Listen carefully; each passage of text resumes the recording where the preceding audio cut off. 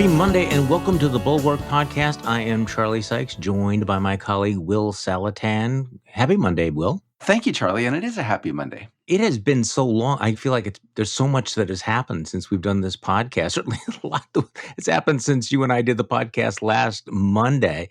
So what was the most surprising thing that happened in the last 7 days? Okay, go. The election turned out better than I expected.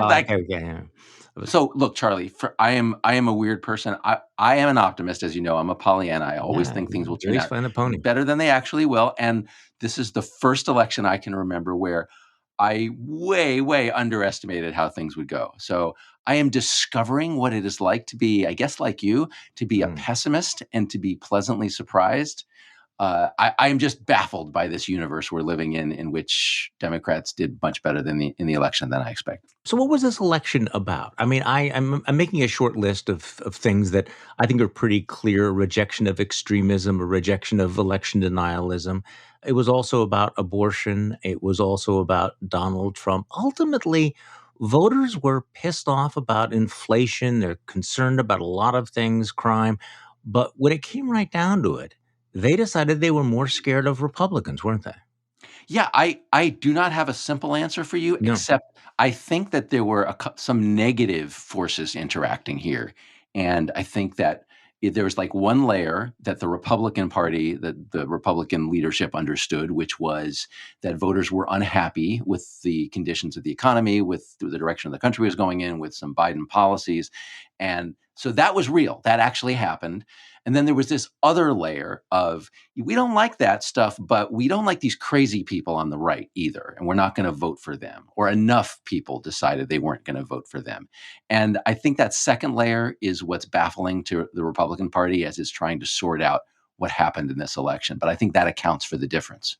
They're going to be doing a lot of sorting out for some time because it's very clear that they haven't really figured out what happened. And so they're engaging in what most political parties engage in after they've had a surprising loss, which is finger pointing, blame casting, excuse making. I had some hot takes this morning. We can come back to them maybe a little bit later. But my hot takes to start off your week, I think whatever happens with the House, and I think it looks like the Republicans are going to will take control by, 1, 2, 3, 4 seats.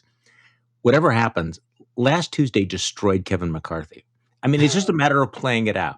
If they win, assuming that they win, it's going to be a narrow dysfunctional majority. So he's either going to be defeated or humiliated. And whichever option he chooses, he'll do it in the most dishonorable way possible. It's hard for me to see how Kevin McCarthy achieves his dream of being a speaker who actually still has his testicles intact. Maybe that wasn't his dream, but I just don't see how it happens. I agree with you. I don't think there is a scenario in which Kevin McCarthy controls the House of Representatives, right? That's what I mean, yeah. Given numbers, yeah. So totally agree with you there. And it's almost like, I mean, I'm sorry for the rest of us, but for Kevin McCarthy, if God looked down on Kevin McCarthy and said, what is the worst thing I can do to this guy? It is, I'm going to give him his wish that he's always wanted of having the official power over the House of Representatives. He'll get to call himself speaker. Yeah. And I'll make it hell for him. I'll make it absolute torture every day because, in fact, Marjorie Taylor Greene and Matt Gaetz and those types will actually be running the House. Yeah, I mean, he's going to be gelded by the Nutcase Caucus. And until the point where he draws a line, if he ever does draw a line, in which case he's going to be declared a cuck and a rhino and tossed out. At the same time, one of my other hot takes, I'm kind of just throwing these up against the wall at the moment, is that Donald Trump is once again destroying the Republican bench. It really strikes me, looking at the results of the last week, how strong suddenly the Democratic bench looks, whether you're talking about, Gretchen Whitmer in Michigan, Mayor Pete obviously has been around, the new governor of Maryland, Wes Moore, Josh Shapiro from Pennsylvania, Jared Polis from Colorado. The Democrats have a kind of a robust next generation base. At the same time, one of the things that Trump is doing is he's destroying his own party's bench in two ways. One, by overtly going out and I'm going to destroy Ron DeSantis, I'm going to destroy Glenn Youngkin. And number two, though, saying, if I don't destroy you, you're going to have to, bend over and, kiss the ring and embrace these electorally fatal election lies and extremist policies as the price of his favor. So he really is, just hanging on this party. And we can talk about, whether he's going anywhere. But in terms of the benches, I think this was one of the problems the Democrats had. They didn't have a bench. I think they have a bench right now. And I'm having a hard time seeing the Republican bench out there at the moment. What do you think? I agree with that, and I think there's some structural reasons for it. Let me say, first of all, this whole thing where Trump tries to destroy any Republican who could be a threat to him, who might emerge as a future star, i.e., the bench, the higher level of the bench. This just reminds me so much of a Greek myth. So is it Kronos who eats his children? I can't remember. Yeah, I think so. But anyway, the prototype, the myth is the guy who kills his children, eats his children, whatever, and then the mother has to somehow save the children from him. But I need to get some Greek mythology lessons, but if you are one of the surviving offspring, if you don't get eaten, you need to kill this guy before he kills all of the other kids, right? So DeSantis or somebody else somehow needs to emerge to stop Trump from doing this. Or somehow there has to be some gang attack, because I thoroughly agree. Trump is a narcissist who he will try to extinguish any threat to him from within the Republican Party. And he doesn't care who he hurts. He's basically saying, look, it's either me or I burn down the house. I mean, that's the asymmetric threat. The Republican Party can't destroy Donald Trump, but Donald Trump can very easily destroy the party. Yeah, and he's prepared to do it. He said, I don't care who I attack, what career I destroy. I don't care what damage I cause, because it's all about me. And he's taken the measure of Republicans and known that they have caved into that threat for the last 6 years. And he's thinking, why should we expect them not to cave in again? And I'm not sure he's wrong. Well, Republican cowardice is actually a huge lesson from this election, and it will determine the future of this. I'm reminded of, was it Winsome Sears, the Lieutenant Governor of Virginia, who said, Trump, he sort of needs to step aside. She says a true leader understands when he's become a liability. Duh. And the fact that this guy doesn't understand when he's become a liability, actually, as you're pointing out, doesn't care that he's become a liability, it tells you that he is not a true leader, right? He is not someone who is trying to build a party, trying to build a movement. He's trying to consume it and make it somehow fuel his own ambitions. But we should talk about what you just said about the cowardice of the party, because I think that's where this party's going. Again, it's also that calculation that he's got 30% of the Republican base, and if he decides to take his ball and go home, they're screwed. And so they're in this position where they're now realizing after last Tuesday they cannot win with him, but they also are afraid that they can't win without him. And I'm sorry, I'm going to restrain the sympathy here, because this is the political prison of their own making. I mean, how many decisions led up to this fact that in many ways they're stuck with him? Mitch McConnell and the Republicans in the Senate had multiple opportunities to rid themselves of this guy. They had all of these off-ramps. They didn't take it. And they always rationalized each kind of, humoring or rationalization. And now they're looking around going, this guy is electoral freaking poison. And yet we have made ourselves hostage to him. Yeah, they did make a calculation. So let's go back to after January 6th. So they're presented with this opportunity in the impeachment to get rid of Trump, to at least make it impossible for him to be president again. But he still controlled the base, or as you're pointing out, a section of the base, right? And so they were essentially hostage to him. And the logic that a lot of Republican leaders, elected Republicans, expressed at that time about standing by Trump was that they couldn't win without him. They could not win without him. And not enough attention was paid to the other side of the question. Could they win with him? And so we're beginning to send a message through subsequent cycles, subsequent elections. You can't win with this guy. And honestly, Charlie, when you're dealing with cowards, that is the only way to get it through to them. They're only thinking about themselves. So you have to make it a losing proposition for them to stand by the authoritarian. Okay, so let's go through some of the audio from the weekend. We are now getting the first glimpses of Mike Pence's new book. He rolled it out in an exclusive interview on ABC. And I want to play a clip, and just so people don't think that their device is malfunctioning. I think the most extraordinary thing about this clip is the pause.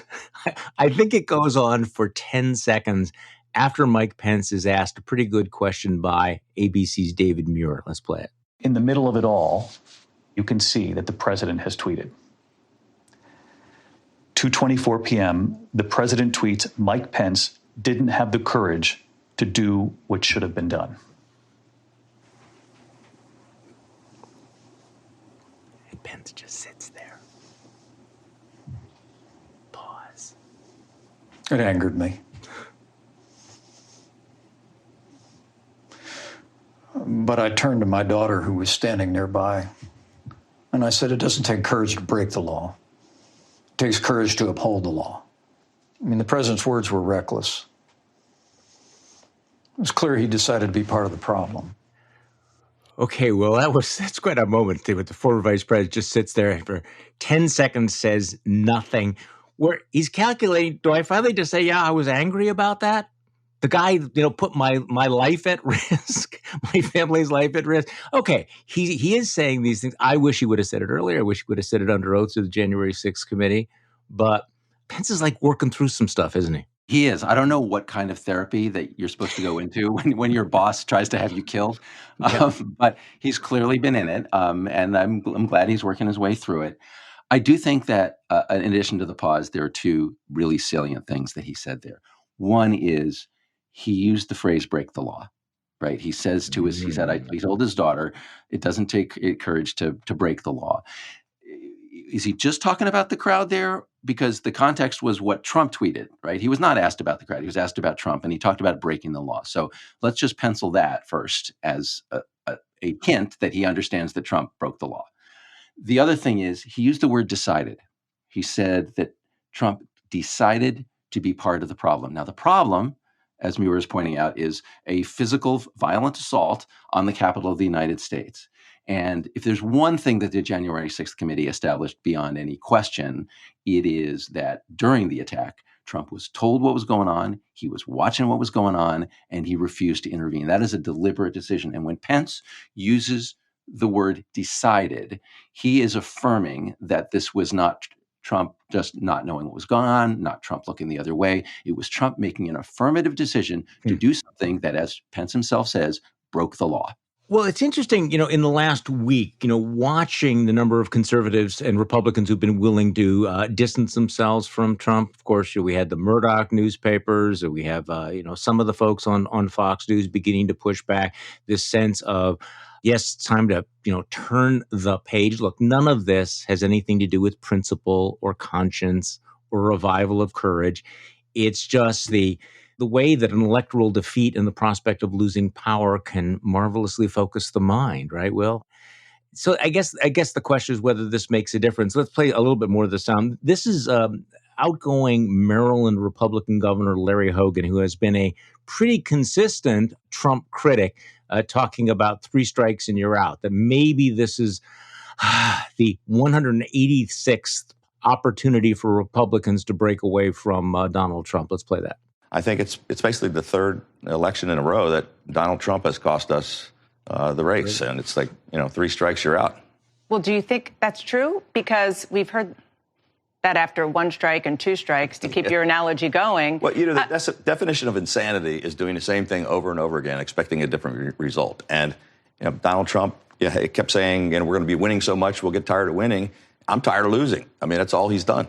And of course, there's a lot of that out there. And again, we've seen this over and over again, haven't we? I mean, they didn't break with him after Charlottesville. They didn't break with him after the insurrection. They didn't break with him after Helsinki. And yet, hope springs eternal. Can I just wallow in one particular moment here? Wallow away. Go ahead. Look, it feels redundant to comment on how juvenile, inane, and offensive Donald Trump is. But, during his ketchup splattering on the wall tantrum at Mar-a-Lago after he ranted, his 86-part attack on Ron DeSantis, he took a break to lash out at Virginia Governor Glenn Youngkin, who apparently has been insufficiently deferential to him. I don't know what he said to trigger this. But he puts out a statement in which he says, Youngkin sounds Chinese, doesn't it? Here's Youngkin. He breaks it into, now that's an interesting take. Sounds Chinese, doesn't it? And then he basically claims credit for getting him elected. who writes shit like this? I mean, seriously. Yeah. What grown-ass man says something that juvenile and inane who thinks that's funny or clever? And yet it's become kind of routine. And Larry Hogan was asked about this. Now, Larry Hogan's wife is Korean. So Dana Bash on CNN yesterday asked Larry Hogan about this particular, brilliant jab from the former president. Well, it was definitely distasteful and inappropriate, not only because I don't think my friend Glenn Youngkin deserved to be attacked like that, but it was also, it's Asian hate against a white governor, and making fun of Asians. And he didn't even have his nationalities right, because Young Kim would be Korean as opposed to Chinese. But it's just more of the same from Donald Trump, insults and attacks. And that's one of the reasons why the party's in such bad shape. Is it racist? It is racist. Well, you know why Hogan said it was racist, Will? Why? Because it was. It's so ridiculous. I mean, part of the problem is you focus on the stupid or the racist. But, the fact that there he is sitting there in brooding exile in Mar-a-Lago, and he goes, Glenn Youngkin, what do I say about him? Young Kin. Sounds Chinese. I mean, this is the kind of thing the writers of Beavis and Butthead would have thrown on the floor because they thought it was too stupid.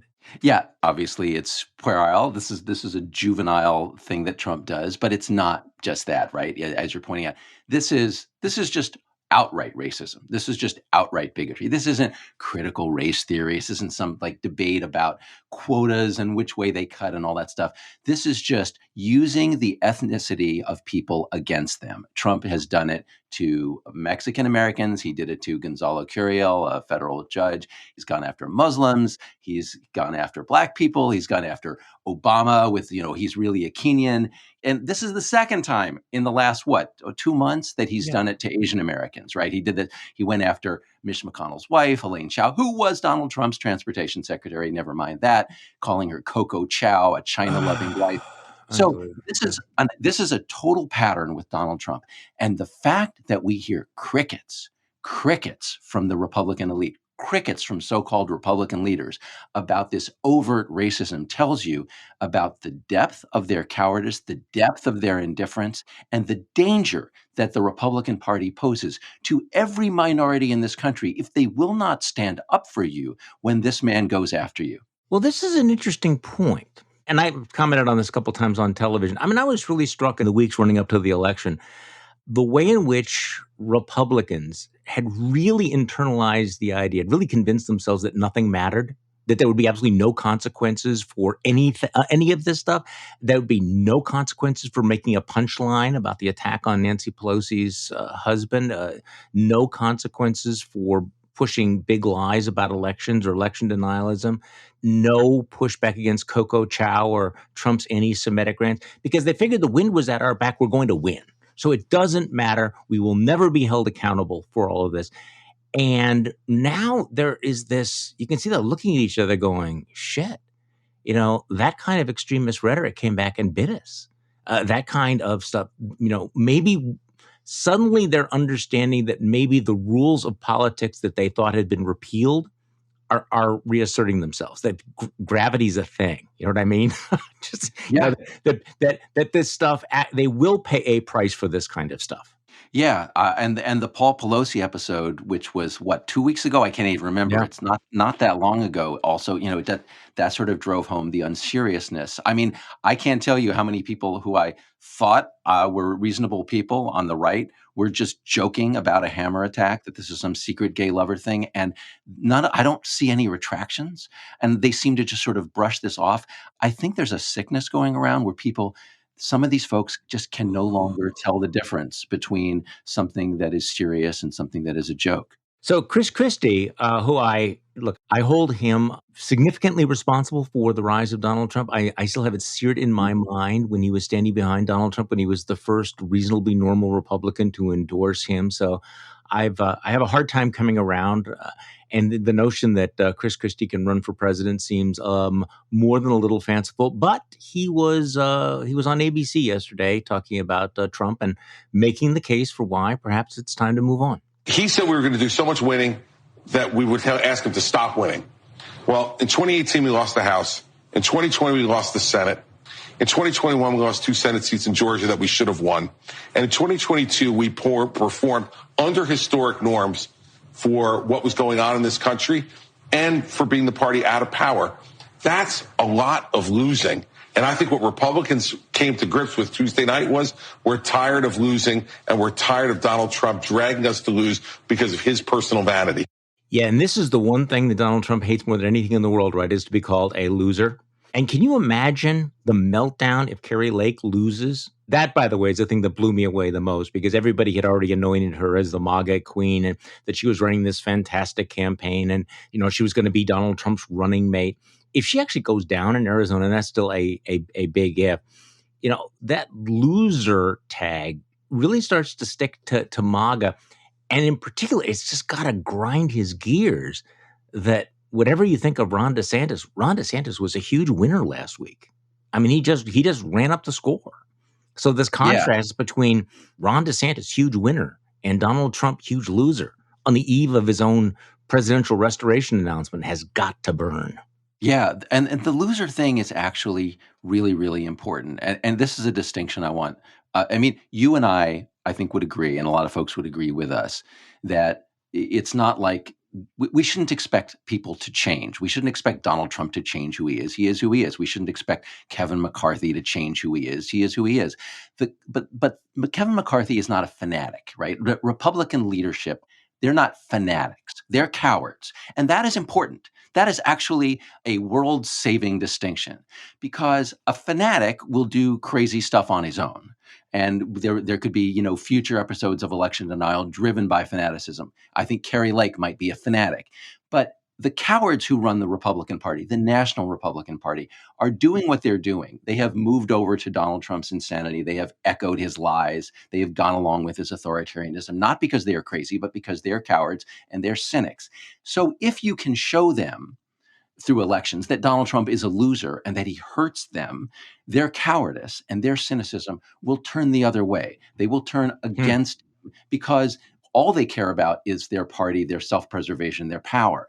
And therefore, that is a way that we can get them out of the craziness. And I think, Charlie, that this election was the beginning, or at least maybe another step toward bringing them out of that insanity, appealing to their cynicism, appealing to their cowardice. You will lose if you stay with Trump and his insanity.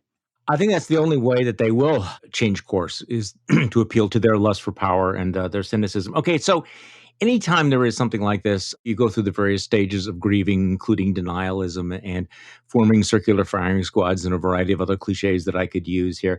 Right now, you are seeing much of MAGA world trying to change the focus of this defeat from Trump to Mitch McConnell, that Mitch McConnell is the bad guy. And by the way, I think Mitch McConnell doesn't have a lot of other people to blame other than himself, given the fact that he had a chance to rid himself of Donald Trump and chose not to do it. There's certain ironies here.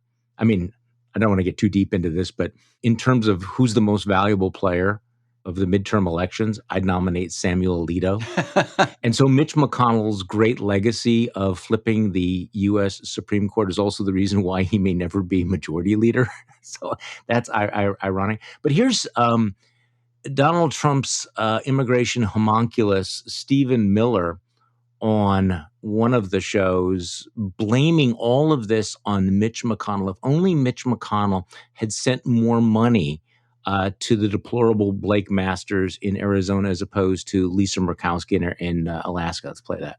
The extraordinarily fateful decision on the part of the Senate Leadership Fund and Mitch McConnell to take the money that should have been spent in Arizona to get Blake up on TV early on and instead give it to Lisa Murkowski for a Republican battle against the Republican-backed nominee in Alaska. And if you want to find one state where that extra $6 to $9 million would have been the difference maker, that's it, Arizona. The disparity at the top of the ticket was crushing for our candidates. Yeah. He sounds unhappy. Did you pick that up? It's just seems a little stressed. So Rick Scott, senator from Florida, real man of political genius, comes on after him and gives his critique of why he managed to crap the bed as the chairman of the Republican Senate Campaign Committee. Listen to Rick Scott's theory of the case. The Republican leadership caving in on the debt ceiling, caving in on a gun bill, caving in on a fake infrastructure bill, and then we make it difficult for our candidates. We can't do that, and we got to do exactly what Stephen Miller said. Give people something we're hell-bent on getting done and then fight for it. That's what we do in Florida, by the way. I did when I was governor. That's what's been happening since I left. That's why we have big wins in Florida, because we stand for something. Okay, so I'm going to give you this high lob. Rick Scott saying we weren't extreme enough. Where do I begin with this guy? First of all, it's comical. His job, as you're pointing out, Rick Scott was the chairman of the NRSC. It was his job to elect these people. The idea that he comes out and blames Mitch McConnell is just a masterpiece of lack of self-awareness.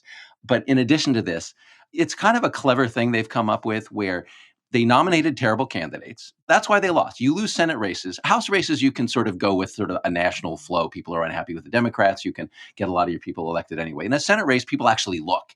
They look, do I really want this guy? Do I really want Herschel Walker? Do I really want Dr. Oz? Do I really want Blake Masters? And a lot of people just decided, no, we don't want that guy. That guy's crazy. That guy's extreme.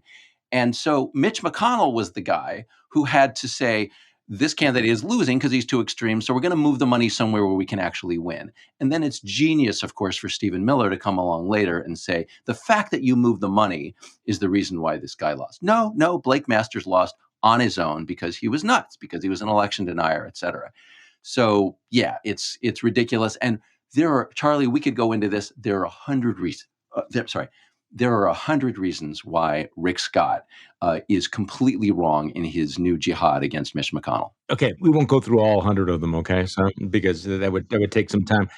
But, I use the phrase, I refer to the right-wing id, and sometimes I'll throw in the entertainment wing of the Republican Party. But by focusing on the id, it's where is the energy? Where is the center of gravity of the right? And the reason why it's always important to identify that is because that is the direction that the party almost always goes. If you find out what's going on in the fever swamps, wait a couple of weeks or months, and that will be what Donald Trump will push. That will be what the conservative firebrands will grab onto. And right now, as of Monday morning, the id of the right wing is all about delaying the leadership vote in the Senate to reelect Mitch McConnell. I kid you not. This is where all of the passion and the outrage and the energy is going right now. And of course, for people to understand, the perpetual outrage machine has to constantly be fed. It has to constantly, feel under threat, constantly feeling betrayed. That's how you raise money. That's how you generate energy. And so, with a combination of Donald Trump's attacks on Mitch McConnell and these other attacks on Mitch McConnell, this is where the right is, pushing a red wedding in the Republican Senate. So not only have the Republicans failed in their bid to take over the Senate, not only are they consigned to the minority again, they're about to have a real bloodletting. And this is not going to end anytime soon. I'm assuming, I don't know whether you agree with me, I'm assuming that Mitch McConnell survives. But a tremendous amount of Republican energy over the next year is going to go into Republican on Republican attacks. Who is more extreme? Who's more loyal to Donald Trump? Who's a cuck? Who's a rhino? It's going to be ugly. Yeah, it is. And for people who are looking at this, what's going to be a fight probably between McConnell and Rick Scott. I mean, it's been going on for a while, but now it will be in the form of a Senate leadership election. Here's how I understand it.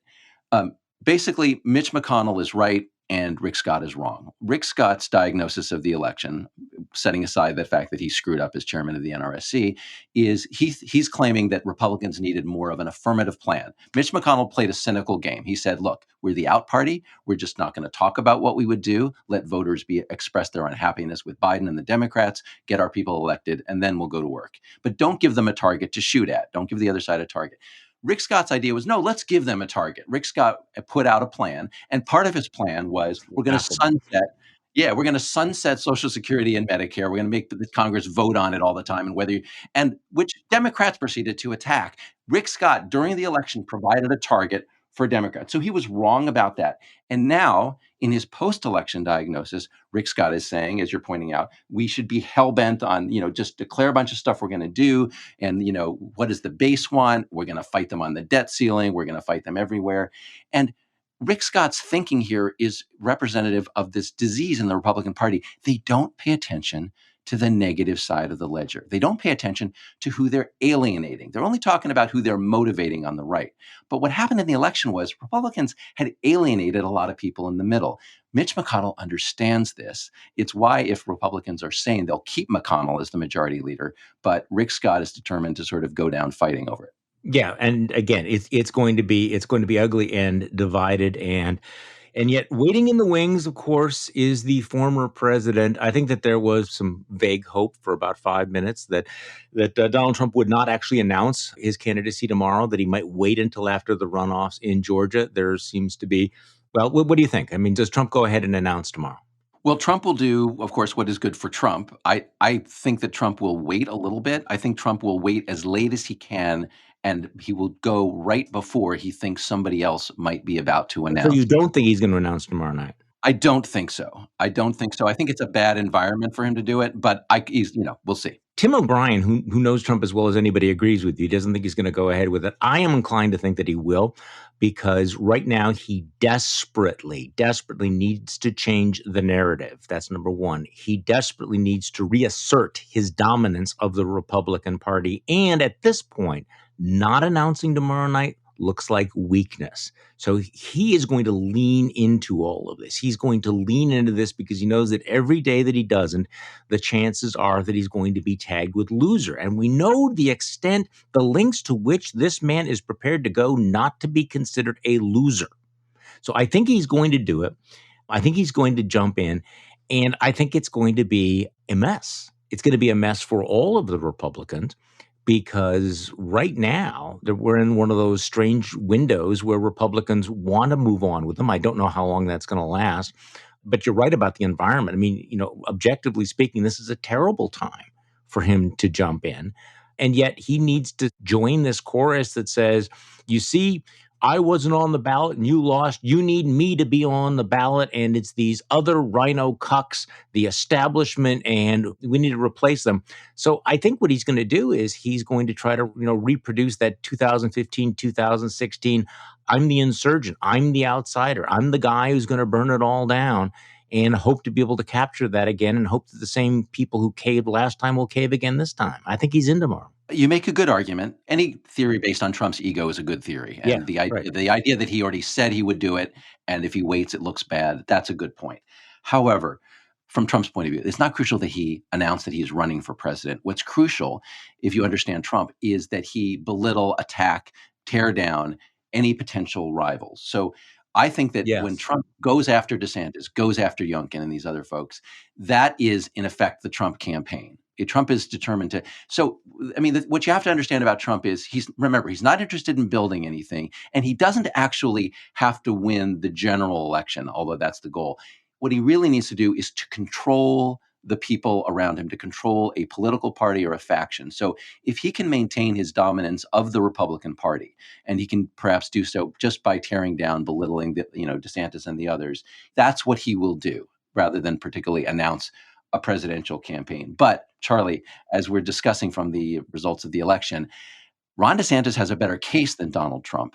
And I'm just not convinced that Trump anymore has the ammo to fight off a DeSantis. Well, something did happen over the weekend, and again, take it for what it's worth. You had the YouGov survey finding that DeSantis is now in the lead among Republican or Republican-leaning voters. I mean, that had to be another catch-up-on-the-wall moment down in Mar-a-Lago, where DeSantis is now leading Trump by 7 points. I think the last survey he was behind by 7 points. Look, I still think that Trump is a dominant figure, but Ron DeSantis has something that none of Trump's rivals in 2015 had. He has real cred with the Republican MAGA base. So it becomes more difficult for Trump to attack him. Trump has figured, I can destroy anybody. I just come up with a nickname or something. I go after him and they're gone. It is interesting that I think that DeSantis is going to have a little bit more stickiness. And I'm not praising anyone. I'm just, walking it through. And the fact that he won by such a big margin in the midst of all of these other failures makes that case pretty hard not to consider if you're in the donor class, the professional class, the consultant class, the lobbyist class of the Republican Party. Yeah, I think that's true. And can we talk here on this point about the difference between Youngkin and DeSantis? Because I Sure. think that's kind of relevant. Youngkin was more of a sunny guy. I mean, he's playing to some of the culture war issues, but he's doing it in a suburban kind of way. DeSantis has something that Trump does, which is the anti-woke liberal tears thing. He really sticks it to the libs. He really revels in it. And he makes a lot of right-wing people feel like DeSantis is standing up for them in their war to celebrate the pain of the left. And so I feel like when what DeSantis is doing captures that thing, which is crucial to a lot of Trump supporters, in a way that Youngkin doesn't. And it may be enough to get enough of the party to go with DeSantis against Trump. Okay, can I share with you some wonky numbers? Because I know you're kind of a wonky guy. Go for it. I actually mentioned this on Morning Joe this morning. I was going to write it up, but then I figured, time we've moved on. I'm looking at the Trump effect in Wisconsin, which is so dramatic, especially with the reelection of our very boring, very non-charismatic Democratic incumbent. By the way, that's not a criticism. That's a sign of how remarkable it is. Tony Evers won reelection over a Trump-backed election denier by more than 90,000 votes, which in recent political history is a landslide. And he did so despite very disappointing turnout from the Democratic stronghold of Milwaukee. What he did was he turned the Madison area, Dane County, into this massive dynamo of voting. And he really has cut into Republican margins in the suburbs. So this ongoing erosion in Milwaukee's suburbs of Republican support that began with Donald Trump is continuing. So it is remarkable. So, for example, now I promised it was going to be wonky, right? So Dane County is Madison, Wisconsin. It's probably the most liberal county in the state. Tony Evers, the Democrat, comes out of this one county with a 174,000 vote margin. Okay? Mm-hmm. That is, his margin is greater than the total vote cast in the 2002 gubernatorial campaign. Wow. The entire vote for governor was 172,000 votes back in 2002. Now Democrats are coming out with a margin of over 174,000 in one county. Okay, one more set of numbers. So Tony Evers wins by 90,000 votes by turning out a massive Democratic vote, except in Milwaukee County, cutting into Republican margins in the suburbs. And he actually got 24,000 more votes than Ron Johnson, who was reelected. Mm-hmm. Which means that if Mandela Barnes or any other Democratic Senate candidate had gotten the same amount of votes that Tony Evers got, they would have won. They would have been elected to the Senate. So the Democrats did their job at the top of the ticket. In fact, however, Mandela Barnes got 51,000 votes fewer than Tony Evers. I'm just throwing that out there because a lot depends on that. Hey, so in terms of number crunching, you did a really great deep dive for the Bulwark over the weekend on the question of what was the Dobbs effect in this election and what was your conclusion? How important was abortion in the outcome of the 2022 midterms? Well, it was decisive. It was decisive in a lot of elections. And it wasn't just one. It wasn't just the network exit poll. It was the AP Votecast. These are massive, massive surveys of the electorate. That enough that you have a sample in every state. Plus, you pool it all nationally. And it drove up the intensity. So it did two things, Charlie. It persuaded some people, a lot of people who might ordinarily vote Republican, people in sort of in the middle of the political spectrum, to vote Democrat. They voted for, John Fetterman instead of Mehmet Oz, for example. They voted for Kelly instead of Masters. And so it changed some votes on the margins, but it also, Charlie, it brought people to the polls. So the big problem Democrats had, the big problem you have in the midterms, you're the in-party, your president's in power, people are unhappy with your president, you're just not going to turn out. The other side's angry, they're going to show up. And what Dobbs did was the polling showed that a lot of people who voted in the election said that they did so rather than not vote at all, rather than not show up, because of this issue. Now, let me just back up and say, if you are pro-life and you believe that every abortion is the taking of a human life and this has to be stopped, you're willing to say, okay, that is the political consequence of overturning Roe v. Wade. We did the right thing morally, and every baby we can save is great. All right, I respect that that's a moral point of view. But I'm just saying, as a political fact, it is incontrovertible from the evidence in this election that Dobbs provoked a big backlash, and it cost Republicans a lot of seats in the House, seats in the Senate, governorships. Well, I agree with you on that analysis. So here's the next big question is, where does that go? What does that mean for 2024? How can Republicans scrape that off the bottom of their shoes? I don't think they have a great answer to this. They've got to figure out how to keep their base motivated, the people who are pro-life and, want them to sort of, look at Lindsey Graham, who used to have a 20-week ban on abortion federally. That was his bill. And the pro-lifers come to him and say, hey, can we move it up? So now it's at 15. Over the next decade, if they get a 15-week national ban, anybody think they're going to stop at 15? Okay, but here's the most interesting question, because Lindsey Graham thought that he was bailing out Republicans with this, right? Because the 15-week ban is more reasonable than other bans, than the absolute bans, the 6-week bans, et cetera, right? He figured 15-week ban polls much better. It will make us look much extreme. My sense is that backfired very badly because it put this national ban on the agenda, right? So for Republicans who are internally saying, the magic bullet is going to be 15 weeks with exception. That's how we get ourselves out of this corner. Well, the Lindsey Graham gambit didn't work. No, it didn't. It did a couple of things. Yeah, Graham thought it was reasonable. And all my pro-life friends were angry when I wrote about this because they said, hey, he's not banning abortion. He's just setting a reasonable national limit, and then states can debate beyond that. Right. But when you nationalize this issue, it pisses people off. And it pisses people off in part because the whole, spin around the Dobbs decision was, we're sending this back to the people. The states can make their own laws. And then for the pro-lifers to come along after Dobbs and say, you know what? In addition to that, we're going to pass a federal law that tells your state what its abortion limit has to be. That pissed a lot of people off, and it signaled that a bigger threat was coming. And in addition to that, Charlie, it's just anytime you come out with an affirmative push on an issue that's hot button, that pisses people off, you are courting trouble. And there were Mitch McConnell did not want to touch this issue. Again, Mitch McConnell was like, we're going to win this election. Sit back. Don't give the enemy a target. Along came Lindsey Graham, and he provided in this 15-week national limit an enormous target for the other side to shoot at. And it hurt Republicans. And I think it's going to continue to hurt Republicans unless they can figure out what to do, because obviously this will be a crucial issue in the presidential election in 2024. And we have no idea really what Donald Trump is going to say. We don't. I mean, he could make it up on the spot. I certainly remember when he was here in Milwaukee back in 2016, and Chris Matthews asked him, well, so should, women in abortion, should they go to jail? And he answered, well, yes, there has to be consequences. And the thing was, you could tell looking at his face that he hadn't given 5 seconds thought to it at all. He just sort of was going through what he thought a pro-lifer would say. And I'm not sure that he's given that much thought even since then. So what are you keeping an eye on this week, Will? This is a rather extraordinary week. A lot that's going to be going on.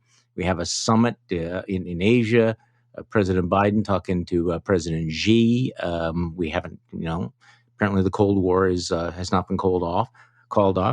We have these leadership elections. We'll find out exactly who controls the House of Representatives. Mm-hmm. If the NBC projection is correct, and I don't know that it is, and the Democrats have 216 and the Republicans have 219, leaving aside all the woulda, coulda, shouldas, all the things, the races that were close that could have gone a different way, how do you even come close to running a House of Representatives with 219 votes when 218 is the majority? How do you even do that? Well, it's going to be crazy. First of all, Charlie, there are special elections that are going to come up, and they're going to potentially flip the House during the cycle. I was thinking about that. Yeah, some guy gets COVID. Somebody gets hit by a car. Think about it. I mean, things happen. People get indicted. They resign. They get jobs. They die. And if it's a 1-vote margin, it could be like flip. Yeah. So can I throw out an optimistic scenario here? I am willing to entertain that today. Because I feel like I have not produced my pony today. And so here's my proposed pony. There's going to have to be hopefully there will be some kind of coalition on certain issues between the sane Republicans and the sane Democrats. I'm thinking of Ukraine at the moment, right? Yes.